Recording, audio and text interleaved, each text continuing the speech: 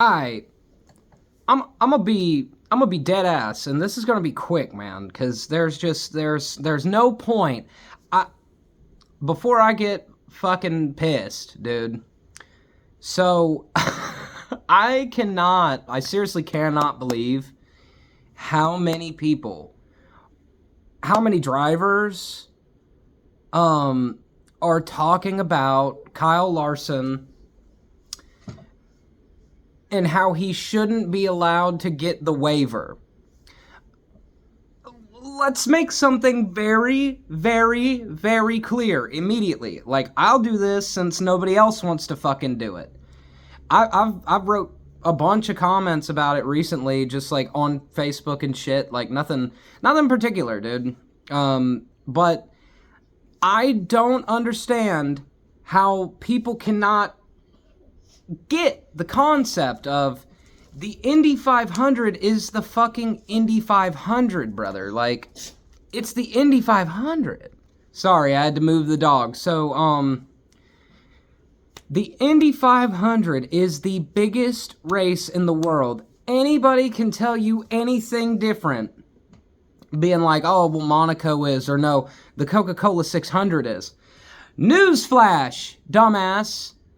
The Indy 500 is the biggest event in motorsports, period. I don't want to hear another fucking word about it.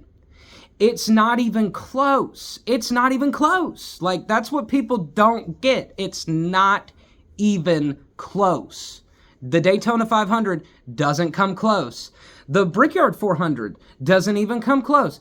None of these other series can get close to the magnitude of the Indy 500, and not only the ticket sales. I mean, tickets, dude, the Indy 500 makes tons of fucking money every year for fucking what, 13 now, or whatever it is, like 113 years of that fucking race going on. I do not see how this is even a conversation. How is this even a conversation? Why doesn't this man have his waiver yet? I seriously don't understand. Because one thing that people have to understand as well is that all of that money, all of that time, all of the practice, all of the qualifying, all of the test days, everything, all of the simulation work that I'm sure he did, all of it. Hendrick spending money, fucking, McLaren spending money. All of these people spent a ton of fucking money to orchestrate this thing together, to allow this man to run this race. Okay, and it rained. It fucking rained. It was raining. They had to dry the track. They got the whole fucking race in, which I had no idea was possible. I thought my weekend was ruined. I was like, oh man, the only fucking race that I want to see this entire weekend is going to be rained out. It's going to be rained out. Alan, from the reactions on Monkey Ball 480, he went to Indy and then texted me at like 9 in the morning and was like, I'm driving back home. And I was like, oh my God, for real? And he was like, yeah, it's supposed to rain all day. And then it cleared out. They got the race going. I don't see how he's not then allowed to get a waiver, because it's like, it's a commitment, brother. Have y'all ever, if you sign your name on a dotted line and you say, I'm going to do this, and then for circumstances beholden to everybody, I mean, how can you change fucking rain? How can I change that? If I'm Kyle Larson, or if I'm Hendrick Motorsports, or if I'm, and then I've seen that said too, oh, well, it's Hendrick, so that's why they get. Listen, man, I've said shit like that in the past, but I'm going to tell you something right now. It has no bearing on who it was. If it was Kurt Busch in 2014 when he did the Indy 500, I'd have said the same shit. Oh, he should get a waiver. He should get that waiver. You made a commitment. He made a commitment. He made a personal commitment and a business commitment to stay there and run the fucking race. Sorry, And that shows you today's, like, the modern driver's brain. Like, this guy has driven, he's so much like Tony, it's unbelievable, but he's driven everything.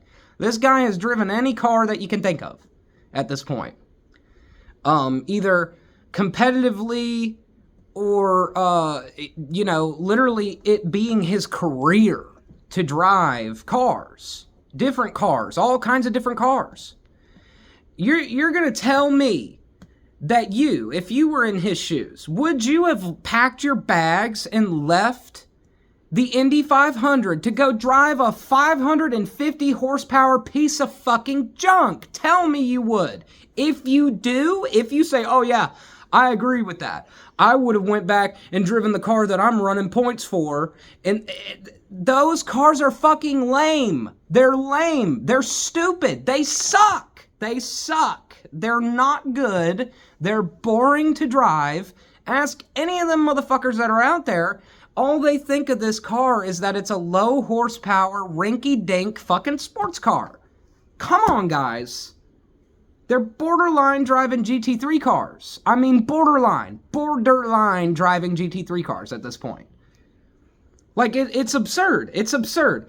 I'm gonna leave the event where I'm fucking going 235 miles an hour and it's the biggest race in the world. I don't care what anyone says. I'm straight up biased about that. The Indy 500 is the biggest race of the year. And if you have a chance to win that motherfucker, you are amongst names that can never be touched. To win that event puts you in a class of your own. To win it 2 times is fucking magical. To win it 3 times is almost impossible, but people have done it. To win it 4 times, 5 times. I don't think anybody's ever won it 5 times. I think there's only 4. I think that's Helio, but then again, I could be wrong. I'm sorry. I'm not going to get into statistics with you because somebody will fucking argue with me and say, oh, well, your whole video is void and null because you're fucking stupid and you don't know. This geriatric dog keeps getting up, but dude, so when are people going to accept, and this goes for all NASCAR drivers too, they need to accept this as well. The Indy 500 is the biggest race in the world. And fucking spare me and act as if that y'all would leave. You would leave the Indianapolis 500 when you know you're in a car that has a chance to fucking win. You are stupid then. Bubba Wallace, you're fucking stupid then. Joey Logano, my favorite fucking driver. I love that fucking guy. You're fucking stupid. It's ignorant. I don't understand it. And I don't understand why everybody's so gung-ho about, what? So now this guy's won multiple races this year. He's literally probably, if you were to go back to like a legit point system, NASCAR wants to talk about, oh, well, you gotta compete in every fucking race. You gotta start every... Okay, Jeff Burton DNQ'd that one time. He didn't even qualify. Okay, he's out of that championship. No, because that's fucking stupid. Because it's fucking stupid. It's stupid. Do you guys realize how fucking stupid that rule is? Oh, for any circumstance. Okay, let's say my mom died in a car accident, right? If my mom died in a car accident, then you're going to give me the waiver, right? Okay, we all accept that. You'll get a waiver then. Okay, your race sucks. This race is better. I have a commitment. I'm going to stick to it. Give me the fucking waiver. It's not the same thing. That's a bad analogy, but you get my point. Like, and also, if you end up being one of these greasy slime balls that are sitting there being like, no, you shouldn't get the waiver because that's the rule. That sport, if you even want to call NASCAR a sport at this point, is so fucking ass backwards on rules that it's ridiculous. And they fucking jump around them all the time depending on who it is, why it's being done, all that shit.